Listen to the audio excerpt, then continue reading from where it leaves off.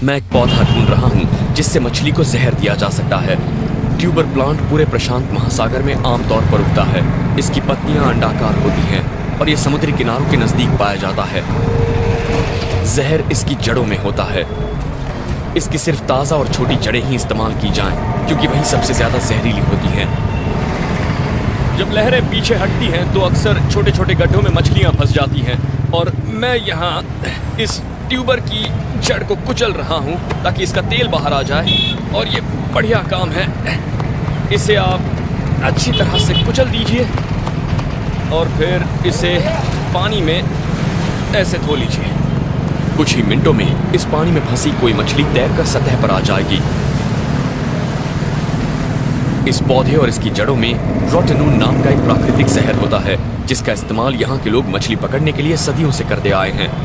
इस जहर का इंसानों पर कोई असर नहीं होता, तो इन मछलियों को खाया जा सकता है।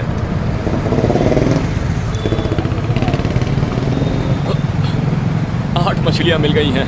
खाने का इंतजाम तो हो गया, पर अब जब मैंने इन्हें पकड़ लिया है मुझे इन्हें पकाना भी होगा। और इसके लिए मैं एक ईम्यू में इन्हें बेक करूंगा। ये दरअसल एक हवाईयन पारंपरिक रॉक अवन होता है। मैं ये काम कब से करना चाहता था, लेकिन मुझे बस इसे ठीक से करने का वक्त कभी नहीं मिल पाया। तो सबसे पहले मैं इस तरह का एक गड्ढा खोदने वाला हूँ। अब मैं इस बड़े से चिमटे का इस्तेमाल करूँगा जिसे मैंने पहले बनाया। ये काफ़ी बढ़िया है। इसके ज़रिए मैं कुछ पत्थर उठा सकता हूँ और इन्हें यहाँ रख दूँगा। ये काफ़ी गर्म पत्थर है और इन्हीं पत्थरों के ज़रिए मछलियाँ धीमे धीमे पकने वाली हैं। और ये पत्थर कई घंटों तक बहुत गर्म रह सकते हैं। और रेत भी एक बहुत अच्छी इंसुलेटर होती है। अब मैं इन मछलियों को इन टी ट्री की पत्तियों में लपेट दूंगा। और पोलिनेशिया के लोगों के लिए ये पत्तियाँ बहुत अहमियत रखती हैं। इन्हें दवाइयाँ बनाने के लिए और एंटी एजिंग खूबियों के लिए जाना जाता है। लेकिन इससे भी अहम बात यह है कि इससे स्वाद बढ़ जाता है और नमी भी कायम रहती है। और मैं इसे इस गज़ब के स्टीमर के बीच वाले हिस्से में रखने वाला हूँ और मैं इसके एक छोर को इस तरह बांध देता हूँ। और अब ये अवन में रखने के लिए बिल्कुल तैयार है। और मैं कुछ पत्तियों को यहाँ अवन की तली में रख रहा हूँ और फिर इसके ऊपर मैं ये रख दूँगा इस तरह से। और ऊपर कुछ और पत्तियाँ रख रहा हूँ और बस अब मैं इसे ढक देता हूँ।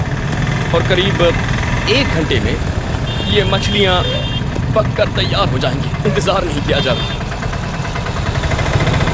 मछलियाँ पक रही हैं। इस दौरान मैं नारियल के गूदे से तेल निकाल रहा हूँ, जो मुझे सूरज की धूप और खारे पानी से बचाएगा।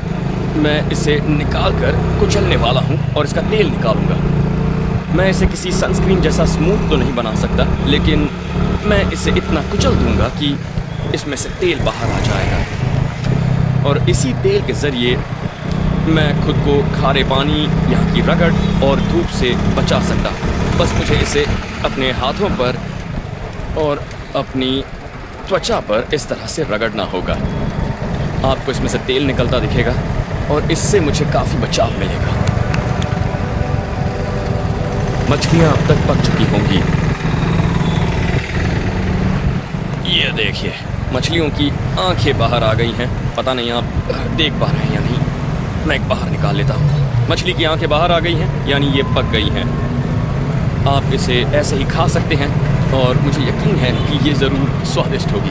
आप ऐसे किसी द्वीप पर लंबे वक्त तक रह सकते हैं, लेकिन इतिहास बताता है कि फंसे हुए नाविकों ने अपने घर लौटने के लिए बड़े बड़े जोखिम उठाए हैं। कल मैं कुछ ऐसा करूंगा जो मैं हमेशा से करना चाहता था। मैं एक राफ्ट बनाकर समंदर की तरफ निकलने की कोशिश करूंगा। पोलिनेशिया के पुराने लोग इस तरह की नाव में सैकड़ों किलोमीटर का सफर तय किया करते थे, लेकिन जब भी उन्हें और ज्यादा दूर जाना होता था तो वो इस तरह का आउटरिगर इसके साथ जोड़ देते थे और इससे नाव स्थिर हो जाती है। लेकिन मेरे पास इस तरह की बढ़िया नाव बनाने का ना ही वक्त है और ना ही औजार हैं। लेकिन मेरे पास यहाँ ढेर सारी काम की चीज़ें हैं। बहुत सारा बांस है और काफ़ी रस्सियाँ भी हैं। और मैं उन चीज़ों से एक बड़ा राफ्ट बना सकता हूँ, एक कैटमरान जैसे, इसी के जैसी एक छोटी सी नाव। वो इतनी पेचीदा नहीं होगी, लेकिन वो बहुत स्थिर होगी और उसी के जरिए मैं इस द्वीप से निकल पाऊंगा। समुद्री यात्री हजारों साल से बांस का इस्तेमाल उसकी ताकत और उसके पानी में तैरने की वजह से करते आए हैं। बांस के सेक्शन जॉइंट्स के बीच हवा मौजूद होती है और इसकी लकड़ी में भी छोटे छोटे हवा के चेंबर्स होते हैं। बांस के ऐसे पेड़ को गिराने के लिए मुझे इसके निचले हिस्से में आग जलानी पड़ेगी, क्योंकि इसे काटने का मेरे पास कोई जरिया नहीं है। अपने चाकू से इसे काटने लगा तो सदियां लग जाएंगी, लेकिन ऐसा करने से पहले मुझे इनमें से किसी एक हिस्से में सुराख करना होगा, क्योंकि ये बांस हवा से भरे सील कंपार्टमेंट होते हैं। अगर मैंने ऐसा नहीं किया तो आग जलाने पर हवा गर्म हो सकती है और ये बांस फट सकता है। तो मुझे चाकू की नोक से या धार के जरिए सुराख बनाना होगा ताकि प्रेशर कम हो जाए।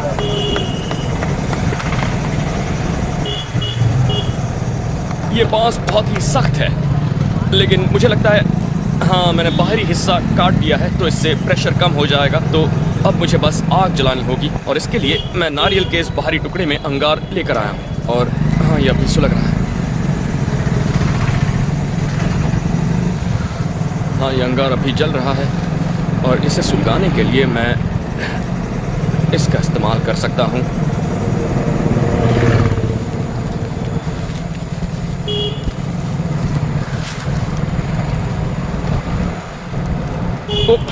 ओ, ये अंगार बुझने ही वाला था। अगर ये बुझ जाता तो मुझे दूसरा लाने के लिए 1 किलोमीटर का सफर तय करके जंगल में जाना पड़ता। बढ़िया।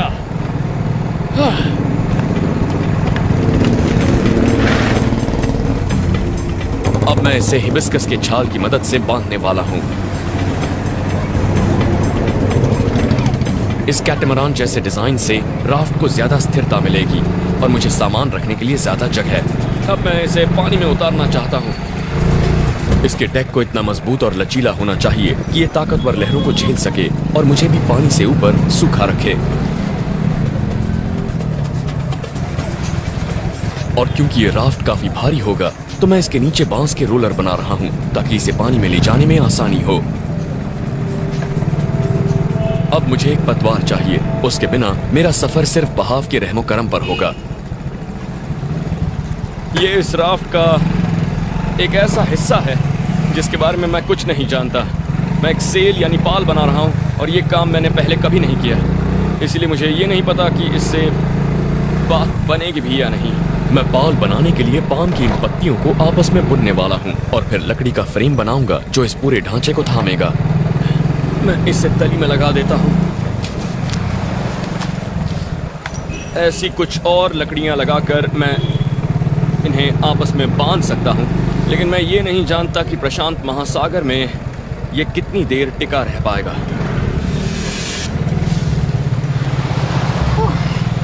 ये काफ़ी मुश्किल काम है, लेकिन अब ये पाल राफ्ट पर लग गया है और इसे सफ़र के दौरान मुझे छांव भी मिलेगी। मुझे ये धूप से बचाएगा। बहुत अच्छा लग रहा है। अब मुझे इस बात का ख्याल रखना होगा कि मेरे पास ज़रूरत की सारी चीज़ें हों, क्योंकि एक बार जब ये नाव चल पड़ेगी तो ये इतनी भारी है मैं इसे किसी भी हालत में इस किनारे तक ला नहीं पाऊंगा। और मुझे प्रशांत महासागर की चुनौती को देखते हुए हर चीज़ अपने पास रखनी होगी। पानी के साथ साथ मैं अपने बचाव के लिए ज्यादा कोकोनट ऑयल और चाकू तेज करने के लिए रेत ले रहा हूँ। अगर मुझे कोई जहाज नजर आया तो मैं इसे एक सिग्नल रिफ्लेक्टर की तरह इस्तेमाल करूंगा। मैं इस वक्त बहुत जोश में हूँ और मैं इन दिनों को कभी नहीं भूल पाऊंगा। मैं बस पूरे दिल से दुआ कर रहा हूँ कि ये राफ्ट चल जाए। ये इम्तिहान की घड़ी है। अगर आपको पूरी तरह भरोसा ना हो कि आपका राफ्ट तैर सकता है तो उसे छोड़कर किनारे की तरफ तैरिए, लेकिन लगता है कि ये पॉलिनेशियन डिजाइन काफी स्थिर है। ठीक है, तो हम निकल चुके हैं और हवा की रफ्तार पिछले कुछ दिनों के मुकाबले काफ़ी धीमी है। मैं इस पर नज़र रखे हुए था। ट्रेड विंड्स वाकई अब रुक गई हैं और मैं मौसम के इसी दौर का इंतज़ार कर रहा था। उम्मीद करता हूँ कि मौसम बिल्कुल ऐसे ही बना रहेगा। इस तरह की गर्मी में खुद को ठंडा रखने का सबसे अच्छा तरीका होता है कि हर कुछ घंटों में आप एक डुबकी मारें, लेकिन हमेशा अपने आप को राफ्ट से बांध कर रखें, क्योंकि समंदर में फंसे कई लोगों के किस्से हैं जो अपने राफ्ट से अलग हो गए थे।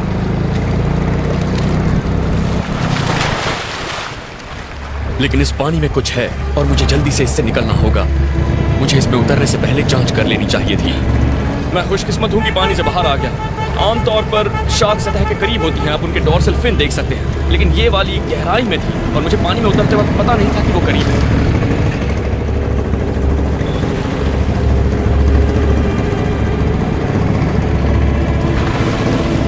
जब भी आप किसी राफ्ट से उतरकर पानी में तैरते हैं तो हमेशा कपड़े और जूते पहने रखें। आंकड़े बताते हैं कि जब लोग समंदर में ग्रुप्स में उतरते हैं तो सबसे पहले अक्सर बिना कपड़े वालों पर ही हमला होता है, क्योंकि इंसान के शरीर पर जब सूरज की रोशनी पड़ती है तो शार्क्स उन्हें मछली समझती है।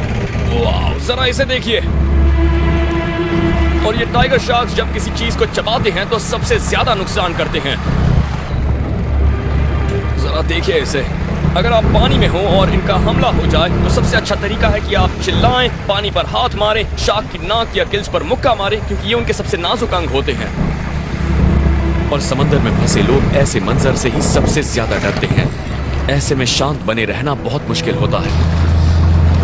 वो देखिए देखिए देखिए, वो वो वो